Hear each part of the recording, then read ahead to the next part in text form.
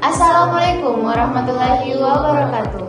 Perkenalkan, kami dari kelompok 3 yang akan mempresentasikan proyek kami dengan tujuan untuk memberikan penjelasan tentang bagaimana kecerdasan buatan khususnya dalam bidang computer vision bekerja. Namun sebelum itu, izinkan kami memperkenalkan diri terlebih dahulu. Perkenalkan, saya Afifah Putri Islamia dengan NIM 425-23021. Perkenalkan, nama saya Elvira Benadianti dengan NIM 425-23024. Perkenalkan, saya Dafal Kosan dengan NIM 425-23008. Computer vision adalah salah satu cabang dari kecerdasan buatan yang memungkinkan sistem komputer untuk memahami dan menginterpretasikan informasi visual dari dunia nyata. Prosesnya dimulai dari input berupa gambar, video, atau tangkapan kamera secara real time. Kemudian data tersebut diproses melalui tahap yang disebut pre-processing, yaitu konversi warna, pengurangan noise, dan pengaturan ukuran agar lebih optimal. Setelah itu dilakukan ekstraksi fitur seperti mendeteksi tepi, bentuk, atau tekstur dari objek yang terlihat. Tahap berikutnya adalah klasifikasi atau deteksi objek menggunakan model AI atau machine learning. Dari proses ini akan dihasilkan output yang dapat berupa label, bounding box yang menunjukkan letak objek, atau segmentasi yang membagi gambar menjadi bagian-bagian yang bermakna. Nah, dalam implementasinya, computer vision melibatkan berbagai komponen dan alat bantu. Data input dapat berasal dari gambar biasa, video rekaman, atau kamera real-time. Untuk pre-processing, biasanya digunakan tools seperti OpenCV dan PIL yang mampu memproses gambar dalam berbagai format. Model AI yang digunakan sangat bervariasi, mulai dari CNN atau Convolutional Neural Network, YOLO atau You Only Look Once, hingga ResNet. Semua model ini memungkinkan sistem mengenali objek dengan presisi yang tinggi. Proses ini didukung oleh berbagai framework pengembangan seperti TensorFlow dan PyTorch, serta library vision seperti Ultralytics yang memungkinkan pembuatan sistem penglihatan mesin yang handal dan efisien. Nah, selanjutnya yaitu teknik-teknik dalam computer vision. Umumnya ada banyak, namun pada kesempatan kali ini saya akan menjelaskan 3 kategori. Yang pertama adalah image classification yang bertujuan untuk mengidentifikasi objek dan gambar, misalnya membedakan antara gambar kucing dan anjing. Kedua adalah object detection, yaitu tidak hanya mengenali jenis objek tetapi juga menentukan posisi objek tersebut dalam gambar. Ketiga, yang paling kompleks adalah image segmentation, yang dimana gambar dibagi menjadi segmen-segmen yang bermakna secara visual, misalnya membedakan antara tubuh manusia dan latar belakangnya. Untuk melaksanakan teknik-teknik ini digunakan model-model seperti RCNN, SSD, dan YOLO. Masing-masing memiliki keunggulan dalam hal akurasi, kecepatan deteksi, dan efisiensi komputasi.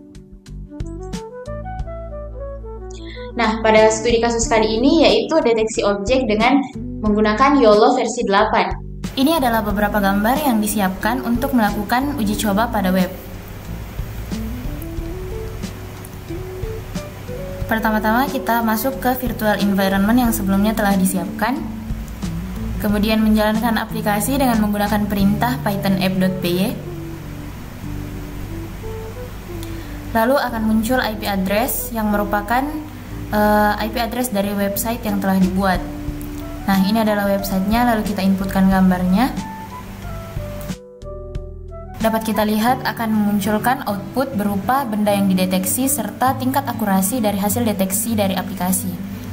Ini adalah apel dengan akurasi deteksi 87%, dan ini adalah bed atau tempat tidur dengan akurasi 83 dan 76%. Selanjutnya, perlu diketahui juga bahwa dalam pengaplikasian computer vision itu telah menyentuh berbagai bidang kehidupan kita. Tentunya yang antara lain adalah dari sisi atau bidang otomotif, kemudian ada dari sisi keamanan, selanjutnya ada dari sisi kesehatan, dan juga ada dari sisi pertanian. Meskipun selain itu, terdapat juga berbagai bidang di dalam sektor kehidupan kita yang tentunya sudah diterapkan computer vision. Meskipun sangat menjanjikan, teknologi AI atau computer vision dalam hal ini itu menghadapi sejumlah tantangan. Salah satu tantangan yang terbesar adalah variasi data, di mana performa model itu dapat menurun karena adanya perubahan pencahayaan, sudut pandang, ukuran objek, atau jika objek itu terhalang sebagian. Selain itu, diperlukan juga jumlah data berlabel yang sangat banyak dan berkualitas tinggi yang tentunya sangat mahal dan sulit untuk diperoleh. Nah, model itu juga bisa mengalami bias karena mewarisi pola dari data latih yang tidak netral.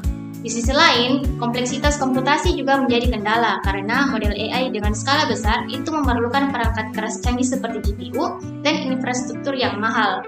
Terakhir, ada juga tantangan yang mana dalam hal ini adalah interoperabilitas hasil karena model itu seperti deep learning yang bersifat black box, yaitu sulit menjelaskan alasan dibalik keputusan model yang bisa menjadi masalah serius dalam bidang seperti kesehatan dan otomotif. Nah, sebagai penutup, kami ingin menegaskan bahwa masa depan sudah mulai terlihat nyata, dan computer vision itu adalah salah satu teknologi yang membuatnya mungkin. Dengan kemampuan untuk membaca dan memahami gambar sebagaimana manusia, AI itu memungkinkan transformasi di berbagai sektor, dari kesehatan, keamanan, transportasi, hingga pertanian. Namun, penting juga bagi kita untuk memanfaatkan teknologi ini secara bijak, dengan mempertimbangkan etika dan keberpihakan terhadap manusia. Karena itu, mari kita bersiap untuk menyongsong masa depan bersama AI. Karena seperti yang kami tuliskan dalam kutipan terakhir, future is visible with computer vision. Itulah tadi presentasi dari kelompok kami. Mohon maaf apabila terdapat kesalahan. Wassalamualaikum warahmatullahi wabarakatuh.